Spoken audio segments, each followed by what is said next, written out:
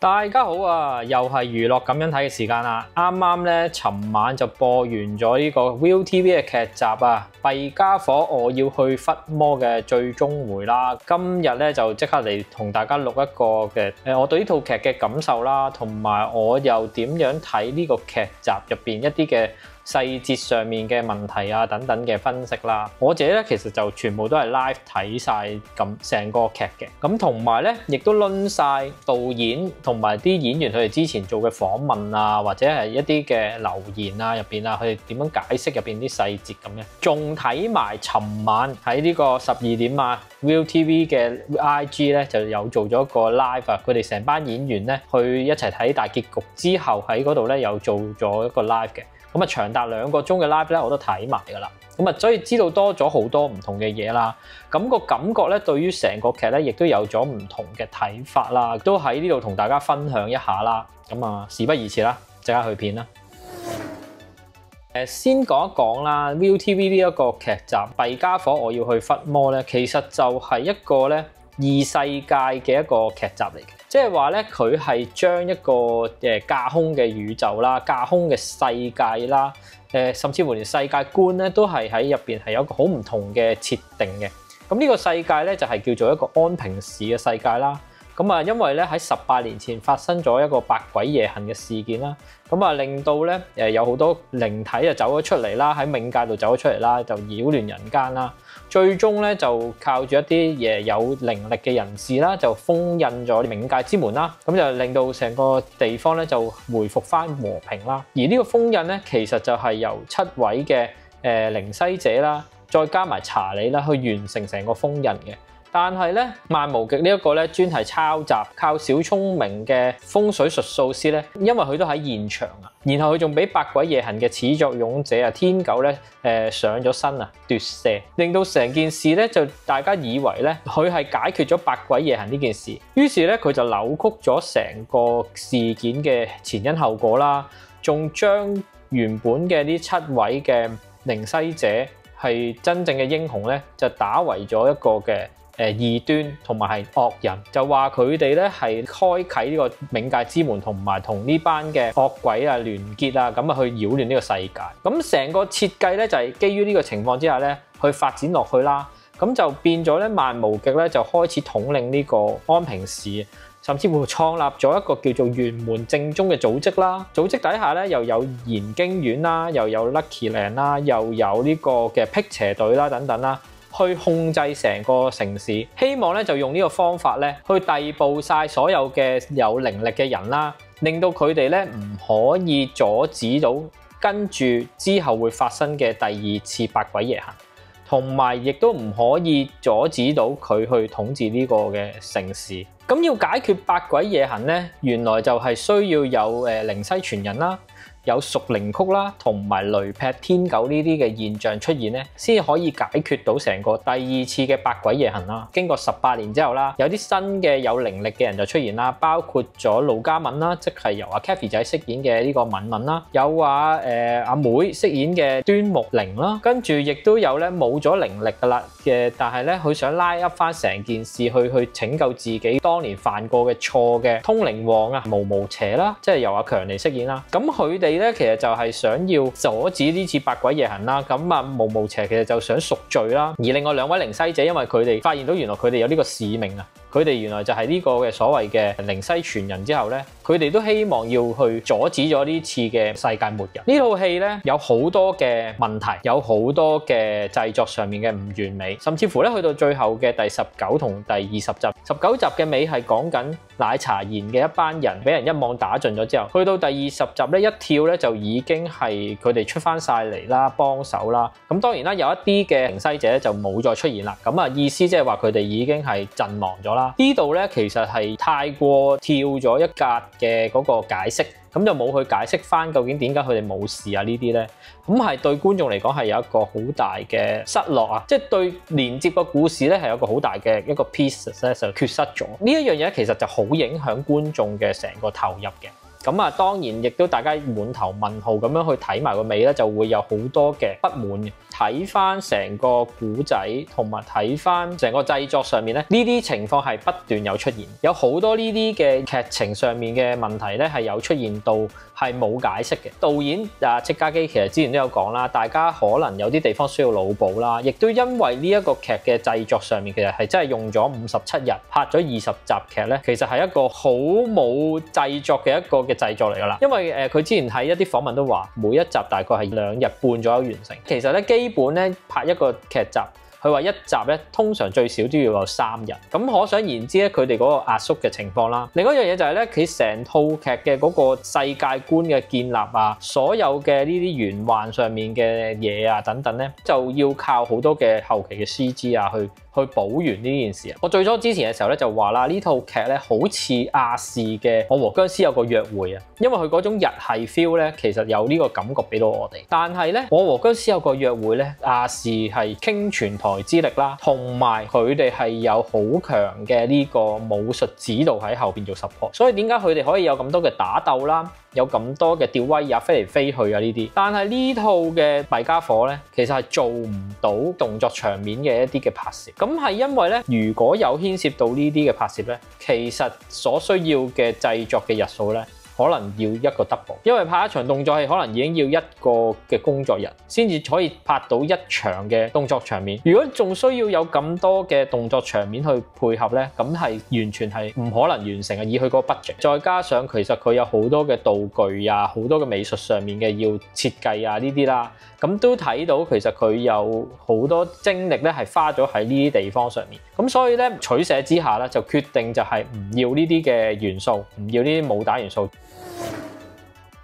我成日都講咧，睇劇咧，觀眾係冇需要去幫你去補完個古仔啦，冇需要去體諒你個製作㗎，其實係冇需要嘅。但係呢個劇咧，我係體諒佢，因為我欣賞導演去夠膽創作咗一個咁樣嘅古仔啦，有一個咁多我哋有感受嘅一啲元素擺咗喺入邊啦，無論係人物角色、對白、場景等等，都係俾到我哋有個好深嘅感受嘅一個劇集啦。咁呢個係我覺得係難得喺香港仲可以睇到一個咁樣嘅劇啦，一個咁有創意嘅一個嘅世界觀嘅劇集咧，喺香港其實都係比較少有。咁呢個係我覺得係俾翻 credit 個創意啦，咁所以喺呢個情況下，我包容佢好多喺創作上面嘅失誤，包容佢好多喺創作上面、製作上面嘅簡陋，我係包容咗。我相信好多觀眾都係包容咗呢方面嘅嘢。我覺得咧，成個嘅弊傢伙我要去分魔個劇集咧，總結嚟講咧，有好多嘅疑問，我自己歸納啦，有10個疑團咧，我覺得係可以喺呢度同大家解答一下。第一就係咧，其實係咪爛尾咧？咁我自己係覺得喺嗰個第19集同20集中間係有一個好大嘅缺失，係有一個好大嘅 pieces 係 miss 咗嘅。咁但係去到尾去應對成個嘅第2次百鬼夜行咧，我覺得喺個劇情上面嗰個推進係佢盡咗佢最大嘅努力啦。咁當然啦，有啲人會問熟齡曲點解大家會有翻首熟齡曲啦？其實我覺得佢冇解釋到佢係咪唱翻成首熟齡曲嘅。佢哋之前一路都係話阿木已經提供咗半首嘅熟齡曲啊嘛，咁所以佢哋希望用半首嘅熟齡曲都可以去化解呢場危機咧，呢個係可以成立，即係我覺得唔需要去斟酌到話佢哋點樣組合到最後一首熟齡曲嘅嗰個成個歌曲。我覺得佢最後就算係半首，佢都係死馬當活馬醫嘅情況下去，佢想要去令到所有群眾、公民、人民喺呢個安平市入邊一齊去喚醒翻佢哋自己嘅嗰個對抗呢個邪惡嘅呢個信念。咁所以我覺得呢個係可以係寬恕佢，我自己接受。第二樣嘢咧就係咧，我覺得喺個尾嗰度咧，即係3個主要角色佢哋嘅嗰個嘅心靈上面嘅最後嘅歸屬咧，佢哋都係有個釋放俾到大家。Kathy 仔飾演嘅陸家敏啦，咁其實佢最終去現身去對付百鬼夜行，佢係着翻佢自己小魔女嘅嗰個衫啊！呢個就係佢對於佢自己個身份嗰個認同，同埋佢對於自己嘅嗰個自信去攞翻嚟嘅表現嚟啊嘛。第二個咧就係強尼飾演嘅毛毛邪啦，佢喺嗰度佢係將佢自己嘅之前嘅錯失，佢希望喺呢度補救咧，佢係做到咗。咁呢個係圓滿咗佢自己嘅嗰個角色嗰個嘅生命啦。第三就係當然係阿妹嘅飾演呢個端木玲啦。佢最後佢需要完成嘅佢嗰個夢想就係佢想見翻佢爸爸媽媽，佢想同爸爸媽媽一齊。呢個俾佢有一個圓滿嘅結局嚟。咁我覺得呢三個人物佢哋嘅嗰個嘅旅程咧係圓滿咗嘅，而呢個百鬼夜行亦都解決咗，所以我覺得喺個 ending 嚟講咧，呢個係已經係一個導演可以做到嘅最好嘅一個結局嚟。睇翻佢哋喺 IG 嗰個 live 度講咧，其實有好多劇情係刪剪咗，包括咗其實 Auntie 啊楊琪飾演嘅角色啦，咁我哋見到佢係喺嗰個配水庫入邊，佢係有份出現，有拉小提琴同奶茶妍嘅嗰兩位嘅人啦，同埋仲有阿花花咧係有喺嗰個現場度唱熟齡曲㗎。咁即係話咧，其實呢一次嘅阻止百鬼夜行咧，阿楊琪佢哋係有出現嘅。不過咧喺劇情上面咧就已經冇時間去鋪翻佢哋嘅現身啊，佢哋去唱呢個熟齡曲啊等等，只能夠喺過場嘅期間，由阿 Will 柯偉林嘅飾演嘅呢個鐵馬呼籲大家去唱熟齡曲嘅時候，插翻呢個畫面出嚟嘅啫。我相信導演其實係中間剪咗好多嘢走，變咗成個劇情就喺呢度就有啲犧牲啦。另一個劇情上面嘅大犧牲咧，就係之前有鋪排到咧春樹同阿木同埋阿詹銘嘅呢一個嘅關係噶嘛，但係去到尾係冇喺後面有任何交代咧。從 IG Live 嗰度佢哋有講到係剪咗嘅，咁究竟剪咗啲咩咧？佢哋就冇講到啦。唔知究竟係因為時間上面嘅控制上面安排唔到啦，定抑或係本身個內容上面過唔到內部審查啦？即係呢個我唔去猜測啦。總之就係喺呢啲嘅劇情咧就需要剪走呢方面咧，然後令到佢係有咗呢條線嘅一個漏洞咧，我覺得都係冇辦法嘅情況下要接受嘅一個常態，香港影視嘅一個常態。其實喺咁緊絀嘅製作費底下啦，佢用57日嘅呢個製作時間就去完成20集，係咪自視過高咧？其實係咪應該交15集就算咧？係咪應該中間再可以濃縮啲啊，或者定點咧？但係又有啲觀眾會覺得，其實而家睇咧，好似好多嘢冇講到啦，好似好多嘢剪走咗。其實係咪應該可以去到22集、23集，甚至乎25集咧？咁呢個咧，我覺得又係取捨嘅問題嚟。如果再要去拉翻長個古仔，究竟佢又夠唔夠 footage 去做成件事咧？可能又係未必夠。咁所以喺呢個取捨底下咧，原本承諾要交個 project 係要交20集，你叫佢變咗最後剪做15集咧 contrast 又唔係一個合理嘅做法啦。而喺成個嘅製作上面，佢盡力地用57日拍完咗成個劇，呢個就係香港影視嘅困難嘅情況下，努力想要完成嘅一個使命感咯。咁呢個我都係欣賞嘅。睇呢個劇嘅時候咧，好多嘅一啲我哋會有感受嘅一啲劇情啦。最大感受嘅劇情一定係呢個劇其實係講緊勇氣呢一樣嘢。每一個人其實都要相信自己，如果肯走出來，其實就會有改變呢一個嘅勇氣。我哋唔係講緊話要一定要去單挑呢個玄門正宗，唔係講緊呢樣嘢。而係要嘗試喺自己可以挺身而出嘅時候去挺身而出咯。呢個就係點解強尼佢即使自己冇靈力嘅情況下，仍然會去到現場去做呢一樣嘢咯。所以點解第19集入邊阿 Crystal 同佢嘅嗰場戲嘅嗰個對話係咁重要咧？點解要保留呢一個場景咧？就係因為其實 Crystal 呢個水魔女話俾佢聽，其實你要對自己有信心。即係可能你以為自己冇咗靈力就可以放棄，原來唔係嘅。只要你有信心，你肯挺身而出咧，個天係可能會俾到呢個力量你。所以就喺最後嘅嗰場戲入邊，點解阿強尼會可以得到翻靈力？就係因為佢夠膽挺身而出。另一樣嘢就係點解會 reset 翻佢嗰個嘅壽命，就係因為佢真係去勇敢地去彌補翻自己嘅錯誤。呢個劇除咗講嘅勇氣之外啦，就係話緊我哋有冇能力去原諒一啲肯同我哋再次並肩作戰嘅人。強尼係一個當初係去觸發到百鬼夜行嘅一個人，佢呢一個嘅行徑令到好多嘅靈西者都對佢存有懷疑。呢個我覺得係其中一個咧導演想要帶出嘅信息，就係要有更多嘅力量一齊去對抗玄門正宗咧，其實係要肯去接納。有啲人係會想要悔過，呢個就係嗰個我覺得其中一個幾重要嘅一個元素喺呢套戲入邊。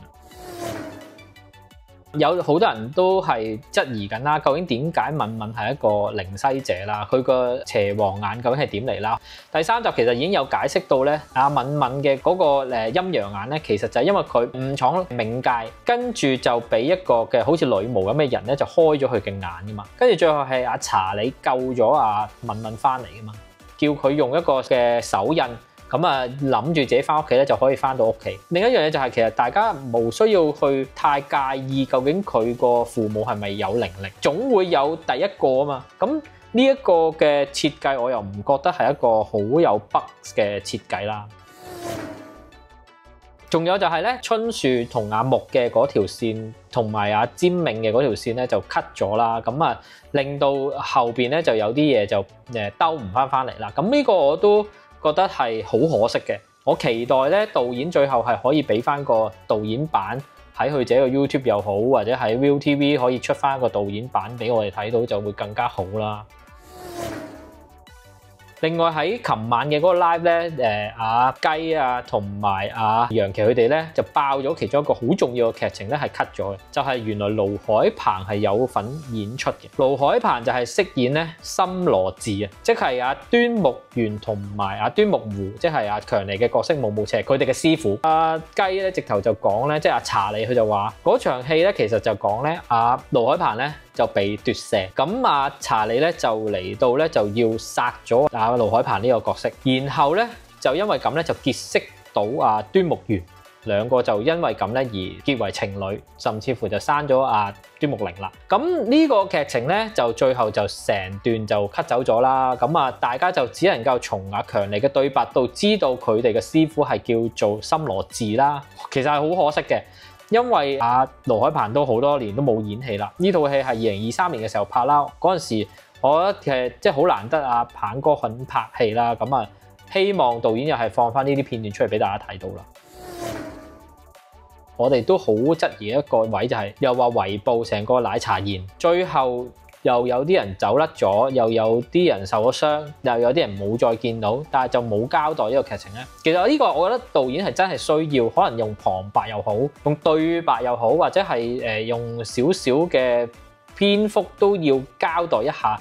原來喺呢次圍捕底下有人受傷，有人身亡，亦都有人逃走到，而逃走到咧就係嗰3個最後要去出去打嘅人啦，奶茶賢嘅倫祥同埋阿朱西啦，應該要起碼都有交代翻啲少少嘅嘢，即係但係就呢個就我覺得係導演對於觀眾嘅嗰個信心太大，覺得大家會接納，因為其實咧好老實講，以佢嘅 budget根本就唔可能拍到個圍捕場面啦，亦都唔可能拍到更多嘅啲逃走嘅呢啲嘅細節啊呢啲啦，咁所以佢要選擇咧直頭用暗場方法咧，之後就一跳出嚟咧就彈翻邊幾個人係仍然在生嘅咁嘅方法咧，係有佢嘅錯失喺度。仲有就係咧近江嘅嗰個嘅情況，近江喺第18集嘅時候咧，大家就認為係咪阿萬無極附身咗啊近江？就去到嗰個嘅奶茶園嗰度就睇到晒佢哋嗰個嘅身份啊等等啦，其實應該就唔係嘅，佢唔係上咗阿近江嘅身，佢係遙控咗阿近江呢一個人，因為我哋見到喺個場面上面見到咧係萬無極，即係阿朱謙現身去望到大家。如果佢係上咗身阿近江嘅話咧，佢 suppose 應該係天狗係現身，而唔係朱謙現身，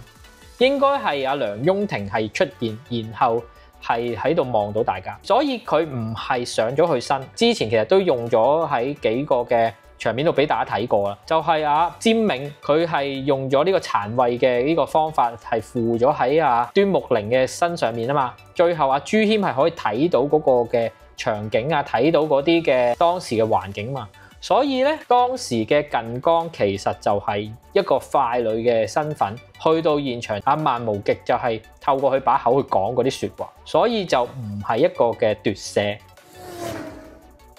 另外仲有就係大家好質疑就係點解最後嘅 Final Boss 唔係天狗啦，而係揀咗喺第19集嘅時候就解決咗天狗。咁呢個咧，我覺得其實喺好多電影啊或者好多嘅影視製作上面都有呢方面嘅處理嘅，就係大家一路以為嘅 Final Boss 可以係最後去到尾唔係佢。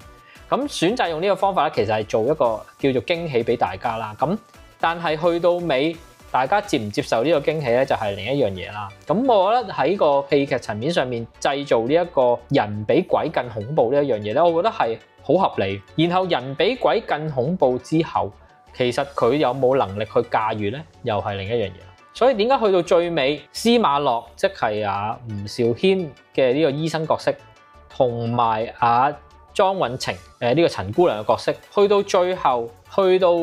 現場，佢哋係有呢個嘅爭拗咧。其實就係因為佢哋互相嘅嗰個嘅牽引對方，其實係有一個嘅制衡嘅嗰個關係。因為陳姑娘佢有靈力，佢係一個咒術師嚟嘅。我哋喺之前見到佢制服咗詹明，其實都已經知佢係一個有靈力嘅人嚟。而司馬醫生其實就冇靈力噶嘛，咁我一定要靠一個有靈力嘅人去處理成個嘅百鬼夜行。佢哋喺嗰個劇情前面咧都已經有講到，佢哋係想百鬼夜行出現，然後透過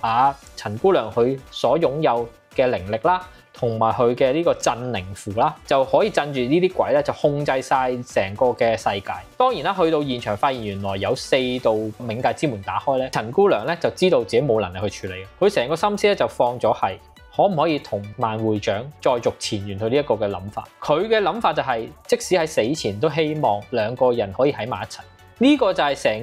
成個角色嗰個嘅設計上面咧，係有呢個嘅元素喺入邊。而司馬醫生咧原本就講到話佢要係最後 final boss 啦，但係佢因為佢根本冇靈力啊嘛，所以佢其實只能夠咧就係諗住遠離呢個百鬼夜行嘅呢個最危險嘅地方，就以為自己可以抽身，然後去控制成件事。呢個係佢嘅無知。大家亦都有個疑問啦，點解陳姑娘同埋萬會長最後會變咗做黑色泡泡啦？然後司馬醫生又會見到Rosa 啦，即係萬夫人啦，點解會咁樣呢？大家可能會以為係咪食咗粒藥，所以令到萬會長同埋陳姑娘會化做黑泡泡？其實就唔係，其實就係因為佢哋已經喺嗰個百鬼夜行嘅現場。百鬼夜行之後，啲鬼係將佢哋吞噬咗，因為嗰兩粒藥其實本身個作用係一個毒藥嚟嘅。司馬醫生就諗住咧係俾解藥佢咁樣嘅方法去控制佢哋，而唔係話要令到佢哋變泡泡嘅。所以呢個其實係好易理解。至於點解司馬醫生佢冇靈力嘅喎，點解會見到鬼呢？因為已經係一個鬼國降臨嘅呢個時刻。咁所以咧，人同鬼都不分啊嘛，咁所以咪佢會見到呢個靈體嘅情況咯。點解 Rosa 又要嚟去對付司馬醫生呢？因為咧 Rosa 其實已經愛上咗天狗啊，所以當佢哋原來最後對付咗天狗，令到佢永不超生咧，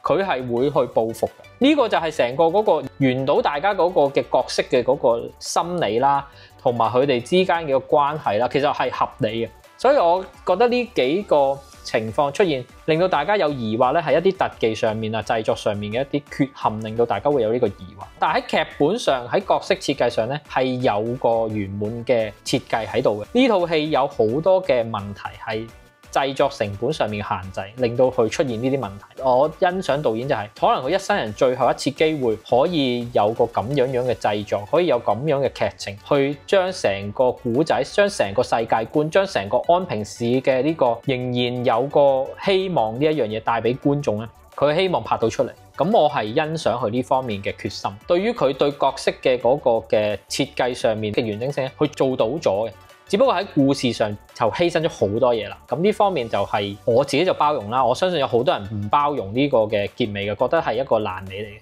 我亦都有覺得佢係有太多嘅漏洞，有太多嘅唔完美嘅地方，甚至乎佢嘅攝影上面都有好多嘅唔完美嘅地方啦，鏡頭上面剪接上面都有好多唔完美嘅地方。但係我都係嘗試以欣賞有一個咁狠去創意嘅一個製作，我亦都要俾翻 credit ViuTV 夠膽俾一個咁樣嘅劇集出嚟啦，肯投資一個咁樣嘅劇集啦，電視台夠膽俾佢哋去嘗試去做呢啲嘅內容，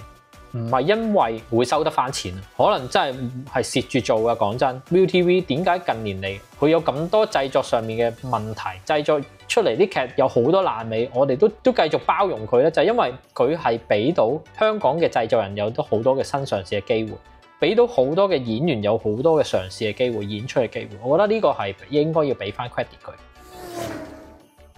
呢套戲導演有好多佢睇過嘅動漫嘅一啲嘅靈感放咗喺入邊啦。如果大家有機會可以睇下，嘗試去睇下呢啲動漫啦，包括咗佢之前提過啦，科學超電磁炮啦，咁亦都係一個講異世界嘅一個嘅動漫嚟嘅。